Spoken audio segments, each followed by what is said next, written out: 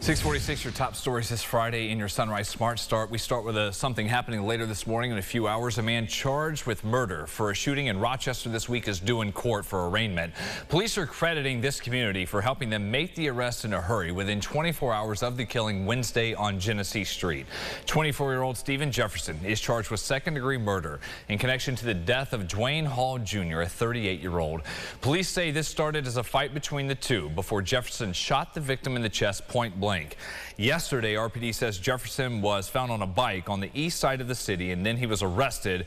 They say he was armed with a loaded gun. He's due in court again for arraignment on charges at 9:30. Two other people were shot in that same part of the city yesterday afternoon. As of the latest update, one victim remained in critical condition. The other was stable at the hospital, and no arrests had been made. Monday, Mayor Malik Evans announced he was extending the state of emergency order on gun violence for Rochester, making it a full year. We have been under that designation. Now, more than a week into this manhunt still happening for escaped murder suspect Michael Burham. Pennsylvania State Police say they have found info making them believe Burham may be armed. He is the lead suspect in the killing of a woman from Jamestown, also wanted on charges related to the kidnapping of a couple from Pennsylvania while on the run earlier this year. He escaped from the Pennsylvania jail in Warren County last Thursday.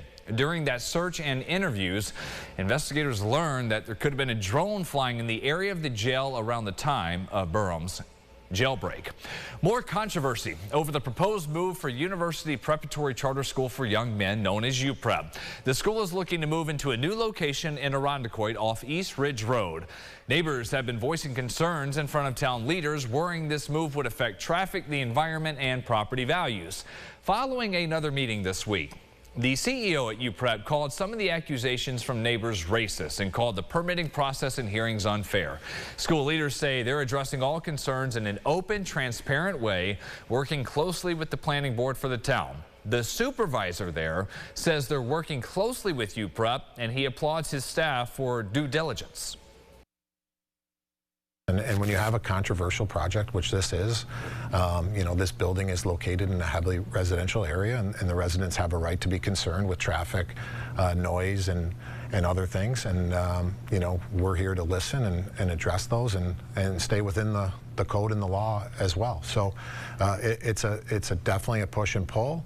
You know, we have to separate, you know, facts from other concerns that are not relative to the law, and you know, sometimes that can be frustrating for the applicant.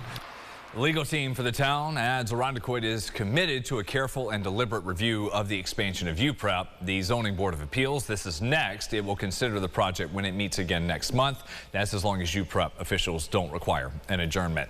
Family and friends are calling on city leaders in Rochester to make traffic improvements for safety after 6-year-old Ryan Grantham Jr. was hit and killed in the 19th Ward last month. The boy's mother, Faraza Brown, can hardly describe her pain. She wants to stop other parents from experiencing her torment. That is her motivation now. She's calling on City Council to take action, beginning at Thurston Road, where she lost her son. That spot just needs some form of slow down, some form of caution.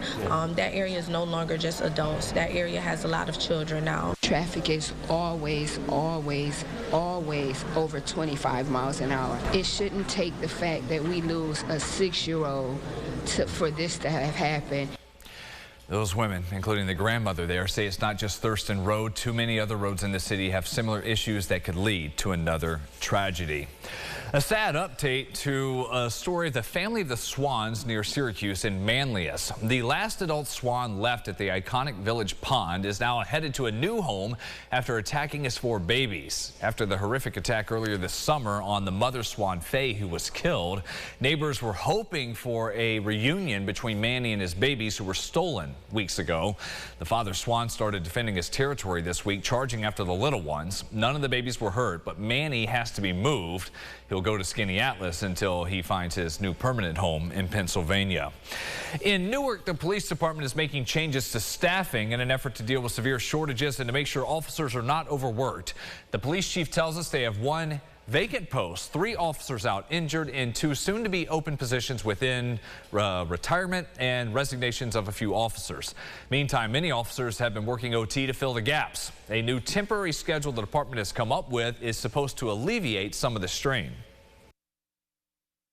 The changes do allow for a little bit of overlapping coverage in areas where we were really struggling to get the enough officers to cover the shifts. So now we've got it built in where we're going to be able to adequately staff and cover the village during those prime times. The decisions were made very scientifically based on call volumes to make sure that any kind of an impact was as minimal as it could be. The temporary schedule also includes deputies from the Wayne County Sheriff's Office helping out when needed to cover the area. A cannabis business owner from Rochester plans to sue the state after he says his shop was unjustly raided Tuesday. The owner of Triclome's LLC on Dewey Avenue says he plans to bring the lawsuit against the Office of Cannabis Management. According to the owner, John Brown, the OCM had no court order allowing it to raid the shop. The OCM called it a civil resource, saying Brown did not have the proper license to sell products with THC, but Brown maintains he did everything by the book. Temporary approval license was given out in April of 2021. That license attached to this address. That, I mean, are we illegal? Aren't we illegal? It's temporary conditional. You never gave me time frame. You never gave me conditions. So if we're following every law and rule that you guys are putting on the books, as you're writing them, we're conforming to what you're doing. Now, the OCM released a statement on this saying inspections were conducted within the framework of New York's cannabis law. During the inspection process, Office of Cannabis Management investigators seized products that were being sold without the appropriate license. Sunrise traffic here at 6:53, still tracking that issue out on the east side of Fairport, getting into Macedon and Monroe Wayne County Line Road between Macedon Center Road and Whitney Road East. That was reported within the last 20 minutes or so. Closer to downtown, Expressway is looking okay. So is that view. We will check your forecast for the weekend with James in just a second.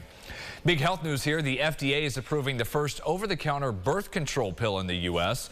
People with Planned Parenthood say this will cause a noticeable impact on access to contraception, but there are questions remaining when it comes to insurance coverage.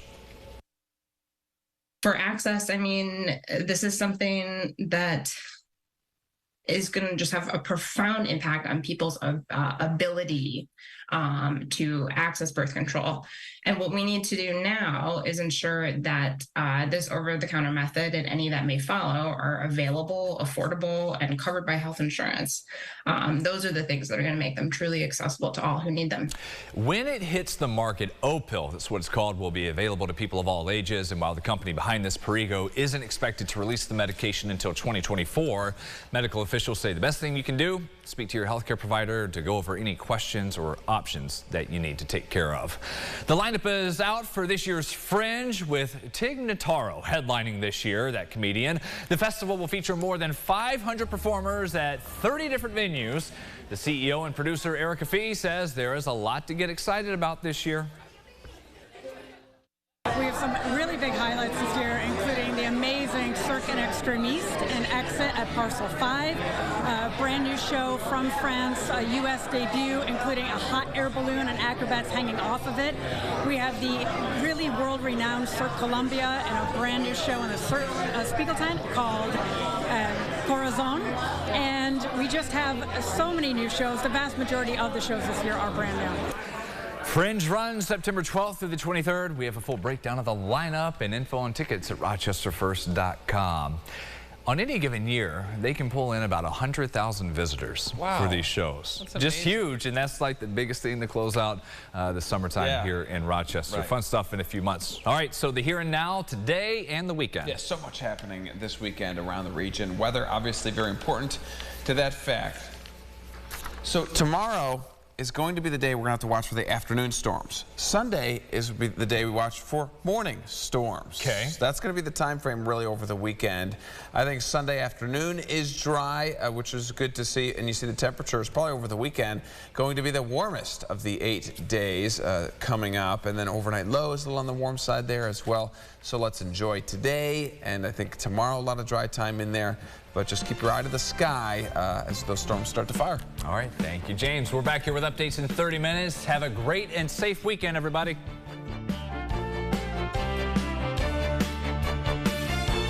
Follow News 8 wherever you are on RochesterFirst.com, Facebook, Twitter, and on our app for news and weather.